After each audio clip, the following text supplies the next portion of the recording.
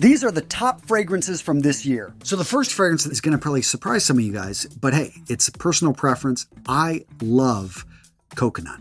I love tropical islands, and this fragrance right here is just so beautiful, so wearable, and the more that I wear it, the more I love it. I'm talking about Jean Paul Gaultier's Le Beau Paradise Garden. A spring-summer fragrance that dominates during the day. You can also wear this into the night. This is beast mode. We're talking, I got 12 plus hours with 3 sprays of this stuff. It leans masculine, and if you like the DNA of the original Le Beau, you're gonna love this one. I feel with a couple sprays, you could wear this into the office in the winter when you're thinking about escaping to a tropical island. It's unique. If you don't have a fragrance like this in your collection, look to add it. Now, the next fragrance I'm gonna talk about is Versace Eros Energy. I've just been loving it. The name is spot on, and it's just got a fresh, clean opening that I love to smell again and again. But this fragrance is so different from all the other ones, yet it is so damn good. In my opinion, they could have gone with an entirely new line. Now, be warned, this fragrance is citrus heavy, especially that opening and for the first hour. And some people are comparing this to Aventus Cologne. I will say that that is close.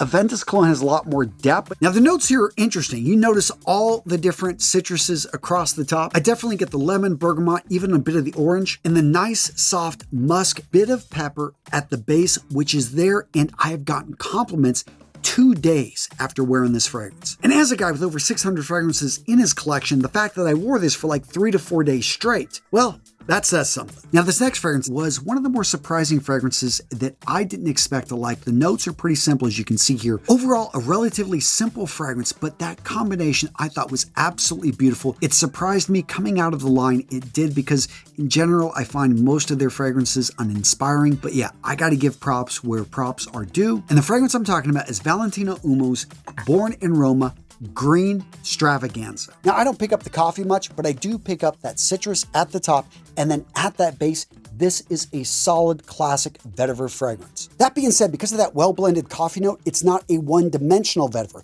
So if you have something like Tom Ford's, vetiver, the Parfum, or the EDP, this one is going to be very different despite having such similar notes. And it's also worth mentioning, compared to all the other Valentino flankers, this one is very different. Masculine, fun, green, creamy, and I love that mix of the citrus with the coffee. It shouldn't go together, but in this case, it does. In fact, the only issue I have with this fragrance is the longevity. Could be a bit longer, maybe it could project more, but just spray a bit more on. It is a really unique, nice fragrance. Now, one of the reasons I thought this last year was amazing for new releases is there were so many good citrus fragrances. So this is Parfum de Marly's Perseus. It's a citrus woody aromatic with a very prominent, very strong grapefruit. Now, there's a lot of other notes listed, and after a couple hours, you do get past the strong citrus and you get down to the nice woody base. And I have to admit, it's that citrus, it's that opening that I absolutely love. To me, when I smell this, this is a beast mode version of Terre de Mez's Eau Gevrey, which is a great fragrance in of itself. That being said, the dry down is muskier, it's sweeter, and I think that this one is going to get you a lot more compliments. Now, this next fragrance is making a heck of a lot of money for Polo,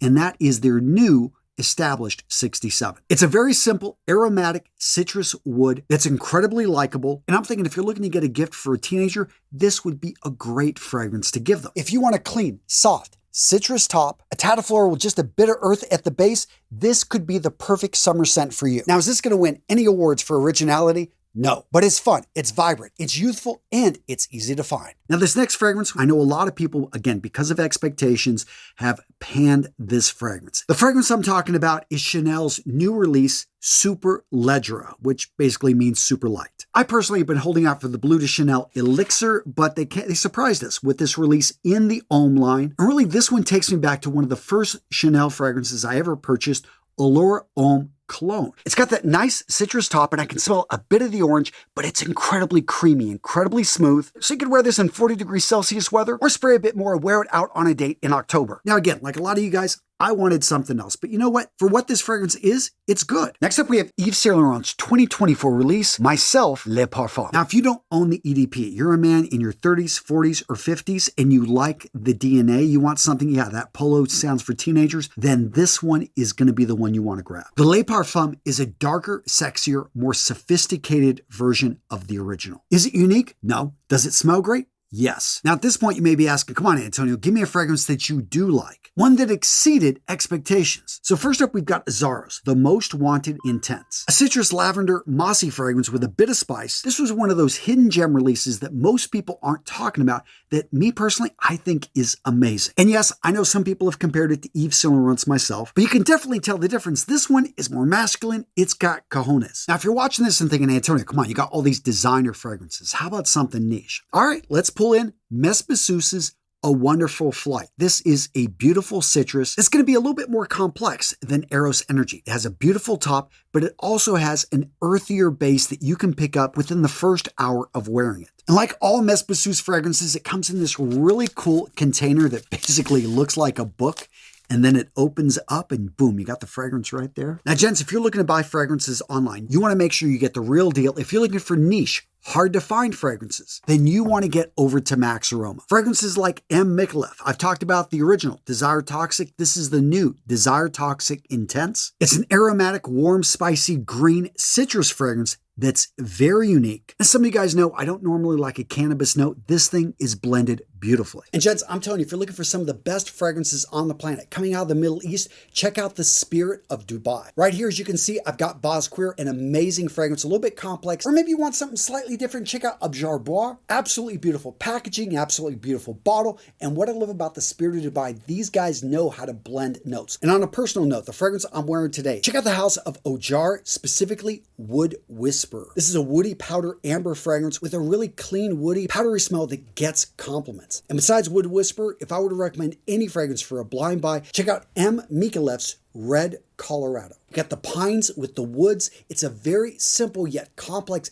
absolutely beautiful fragrance. And the best thing about Max Aroma is you can get samples before you buy a full-on bottle. Down in the description of today's video, I'm linking over to Max Aroma with the best deals you're going to find this holiday season. Next up, we've got Paco Rabanne's Invictus. Not just any Invictus, I got the brand new Parfum. This fragrance is not as marine or aquatic as we see a lot of the Invictus fragrances are. In fact, it's more of an aromatic musk-like fragrance. In general, I've stayed away from the Invictus line because I felt it was too synthetic. However, this new Invictus Parfum is absolutely beautiful. It's smooth, and when I was wearing this the other day, my wife couldn't keep her hands off me. She's like, well, I don't know what you're wearing, but this is one of the best fragrances I've ever smelt on you. What I like about this one, it's affordable, it's new, you can find it. It's definitely going to get you compliments like it did with me, and it's going to draw in the ladies. A really easy win, and it doesn't matter if you're a teenager, if you are in your 70s, I think you can pull this fragrance off. So Dolce & Gabbana's K Eau de Parfum Intense is the third in its line. And it is the best. When the EDT originally came out a couple years ago, I thought it was renamed. When the EDP came out, it was a big improvement. But this new one, the Intense, I'd have to say is the best. And if you know the backstory, apparently Dolce & Gabbana took back control of their fragrances. They've even got like a metal lid on this one. So overall, everyone's believing the quality has stepped up at this house, and this is reflected. That being said, if you already have the EDP, if you have the EDT, I'm sorry, but no, if you got the EDP, this is going to be, I don't think you need to upgrade, just simply put on a little bit more. They are very similar. That being said, if this is your first K fragrance, then jump for the Intense. Now, don't be confused by those notes. That leather is not overpowering. I get fresh, clean, spicy, very similar to the EDP, but with more power and more projection. So yeah, if you're just going to choose one in the K line, this is the one to go with. Unless you want a boring office scent, then I guess go with the EDT. Next up, we've got Mont Blanc's Legend Blue. This one just came out, and the red was pretty forgettable. Legend is very easy to wear fragrances, and Mont Blanc ain't doing anything new, so the expectations were relatively low. But this thing slightly exceeded expectations. It's fresh, it's pleasant, it's going to get you a compliment, it punches above its weight, and I was surprised how similar, or actually, maybe closer to the original Abercrombie and Finch this one was. So I would still go, by the way, with the Eau de Parfum. Not only is this one been out a little bit longer, so you can probably find it at discounters, so you don't have to pay full price like you do with this one. I think that this one projects more. That being said, this one is a little bit smoother. It does have a little bit of that blue vibe, so I see why people like it. But at the end of the day, Mont Blanc keeps repeating this fragrance because it works, because it's a crowd pleaser, because people love it. They get compliments, and whichever one you go with here, you are going to get compliments when you wear it. Next up, we've got a fragrance from Carolina Herrera, and that is going to be Bad Boy Cobalt Elixir. An earthy, fresh, spicy vanilla with a bit of wood. This is a really nice fragrance. Now, I thought the original Cobalt was a fine fragrance. Some people found certain notes off-putting. I really liked it, especially the plum note. So with that, you may be wondering, is it similar to the original? The answer is yes. The DNA is there, but it's only like half of it because this one is amped up, it's stronger, it's fresher, yet it's still a little bit animalistic. And I do miss the plum, but this one is unique. It's a solid pickup, one of the best. It's the better of the Cobalts. Next up, let's talk about Burberry Hero Parfum. Now, Burberry's been busy the last few years taking my money. They came out with the EDT, they came out with the EDP. Now they just came out with the Parfum in 2024. And as you can see from this chart here, gentlemen, they have kept it consistent, getting stronger, more intense, and darker as they strengthen the formula. That being said, the Parfum at its heart is what all hero fragrances have been. Crowd-pleasing, easy-to-wear fragrances that Burberry knows are going to sell. The face of this was Adam Driver. Now, the ad materials were kind of weird. It was a horse, he was shirtless, what was going on here? And because Burberry is considered a lower-tier fragrance house, I think a lot of guys just slept on this, just passed up the fragrance, really didn't think much of it. And I bought all three with my own money, and I have to say that they are actually better than I thought they would be. So, you can pull this off the heat, you can pull this off the cold. This is an easy-wear, four-season fragrance that, would make a great gift. And even though I haven't gotten compliments with this one, I've read the reviews, I've seen what other people are saying. A lot of people are just getting compliments with this thing, so give it a shot. Especially, I love the fact that you can walk into usually any box store and you can find this one.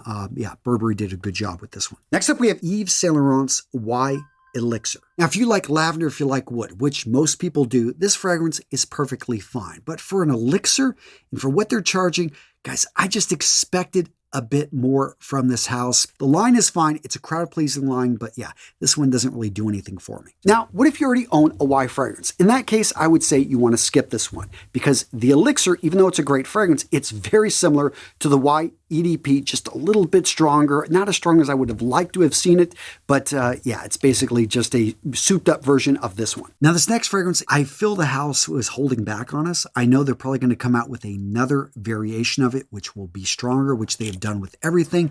But we're talking about Viktor and Rolf Spice Bomb, and this is their dark leather. Now, despite the fact that for a Spice Bomb, this doesn't have much longevity, which for that is like 6 hours, and it doesn't project as much, Viktor and Rolf kicks butt when it comes to unique fragrances that basically grab people's attention when you walk into a room. And the pepper's there, the cinnamon's there, the black leather with the tobacco, yeah, you can pick that up. It's just my only reservation with this is, man, they should have made it stronger. I guess I can overspray and just, wear more of it, but yeah, this one is nice. So this next fragrance, for me, I really did like the original Scandal with the caramel note, and the Parfum was really nice as well.